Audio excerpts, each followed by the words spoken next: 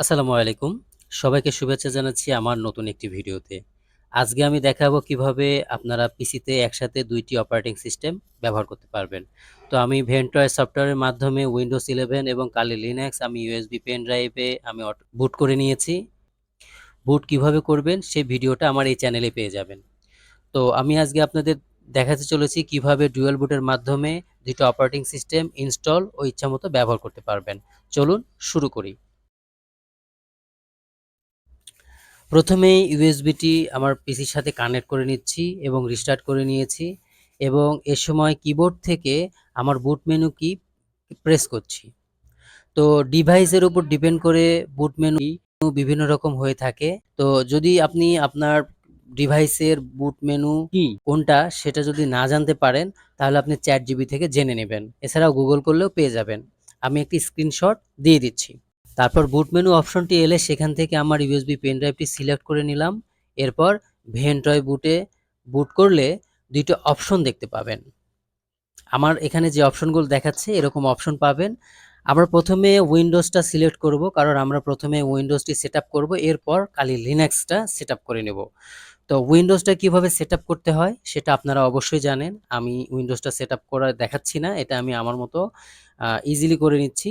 আরেকটা বিষয় সেটা হচ্ছে যে আমি আমার এই ডিভাইসে আমার উইন্ডোজটা সেটআপ করার জন্য আমার আগেই আমার প্রয়োজনীয় ডকুমেন্ট ডাটা যা ছিল আমি আগেই কপি করে বা ব্যাকআপ করে নিয়েছি।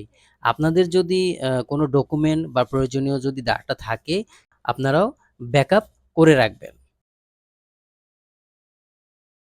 তো আমি আমার উইন্ডোজটা সেটআপ দিয়ে দিচ্ছি। আমি আমার উইন্ডোজটা কমপ্লিটলি করে ফেলছি। আমার উইন্ডোজ সেটআপ শেষ। এখন মেইন একটি কাজ করতে হবে। মাই কম্পিউটার থেকে মাউসের ডান বাটন ক্লিক করে ম্যানেজে যেতে হবে। এরপর ডিস্ক ম্যানেজমেন্ট থেকে সি ড্রাইভকে সিলেক্ট করে মাউসের ডান বাটন ক্লিক করে সিঙ্ক করতে হবে। তারপর কালি লিনাক্সের জন্য ড্রাইভ স্পেস দিতে হবে। আমি ১৫০ জিবি রাখবো। তার জন্য আগে থেকেই ৩ টা 0 দিয়ে দিচ্ছি। আর তার সামনে ১৫০ লিখে সিঙ্কে ক্লিক করে দিচ্ছি। এখন আবার আগের মতো পিসি রিস্টার্ট দিয়ে বুট কি প্রেস করব। বুট মেনু আনতে হবে। বুট মেনু এলে তারপরে আমি আবার আমার ইউএসবি পেন ড্রাইভটি সিলেক্ট করে দিব এবং আবার ভেন্ট্রয়ের অপশন আসবে।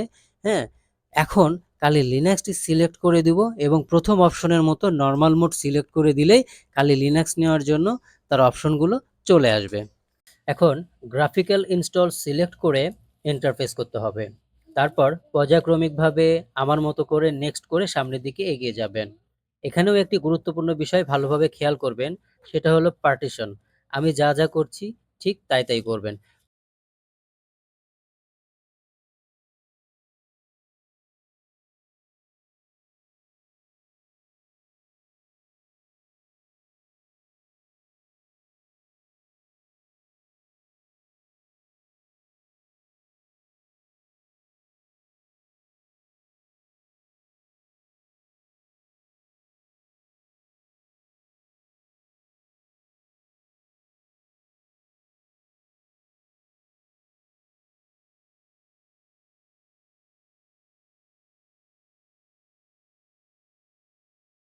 পার্টিশন ডিস্ক এই অপশনে এসে প্রথমে যে অপশন আছে guide use the largest continuous free space আছে, এটা সিলেক্ট করে কন্টিনিউ করে দিবেন।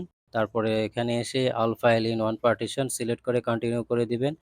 Finally finish partition and write change to disk select করে কন্টিনিউতে ক্লিক করে দিবেন। তারপরে যা আসবে ইয়েস সিলেক্ট করে কন্টিনিউ করে দিবেন।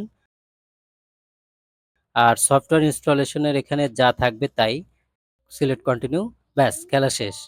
নেটওয়ার্ক স্পিড ভালো হলে পরে যা আছে দ্রুত ইনস্টল সব হয়ে যাবে। ডিভাইসটি এখন অন হবে। অন হলে এমন দেখাবে, খেয়াল করুন।